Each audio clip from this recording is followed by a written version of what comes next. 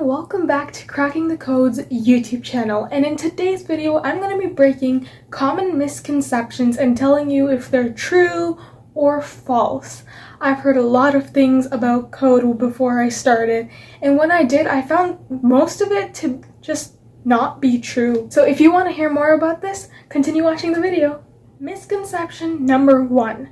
Code is antisocial. And oh my, how this is wrong. Code is not antisocial at all. I asked in the tech industry and the programming industry if code is antisocial, and people who have jobs as programmers, they say that it's definitely not antisocial. Coding involves fulfilling something that someone wants you to code. And in order to do that, you need to talk to project managers, product managers, your higher ups. In fact, your coding actually becomes better when you talk to other people and get a better sense of idea what you're supposed to code.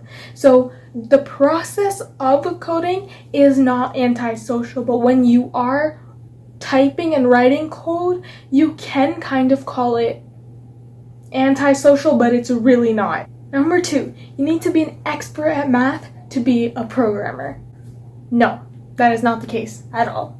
You need to know math, you need to know basic math, you need to be average or good at math, but you don't need to be a PhD in math or super good at that to the point where like you can do so many equations in your head, because coding is not as much of math as people think it is. It is more of a creative, logical thinking process rather than math, but if you are really good at math, I mean, that is a plus. Number 3. You need to have qualifications in order to get into the coding/tech industry. No, not the case at all. Actually, many people online are popular coders and programmers. They're actually self-taught, so they basically taught themselves after they went into university or college for a different degree. So I'm going to give an example of Tiffany, or also known as Tiff in Tech. She did something in the fashion industry, and I believe after that she decided to teach herself code. Now she consults on other people's coding projects because she taught herself how to code. So you do not need a university degree, because it is just completely valid to learn code on your own. Number 4, memorizing syntax. Now I would say this is 25% true, 75% false in my opinion, because I do like to memorize some syntax, some basic things, because if you do not memorize some syntax, then you'll be searching everything up, which doesn't help you write efficient code. So in reality, don't stress over in memorizing the syntax. Number 5, coding is not creative. Now I don't know who says that or thinks that, because coding is one of the most creative things I have ever seen. Coding requires critical thinking and lots of creativity, because when you face a problem, it is not usually a problem that you have seen before or like in the exact same way that you can solve it. Sometimes the problem is the same, but you have to solve it a different way every time for your piece of code. It requires lots of logic, and that's what makes lots of creativity.